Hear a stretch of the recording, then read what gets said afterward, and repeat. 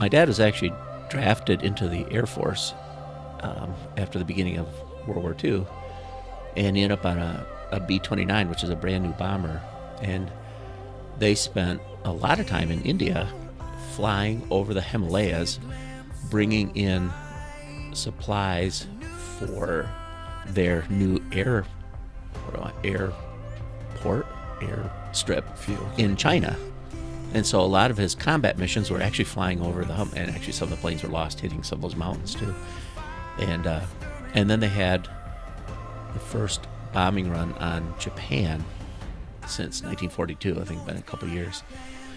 Because he is such one of the early groups of bombers there, they came back early to the States when they got so many runs in, and they were training other crews. And he found out later that he's pretty sure their bomber crew was on the short list of bombers that might have taken the atomic bomb and dropped it.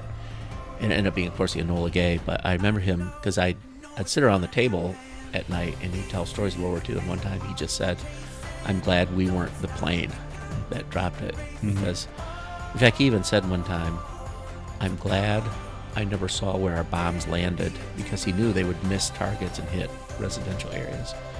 And that gave me I think a balanced view of things like that. Yeah. So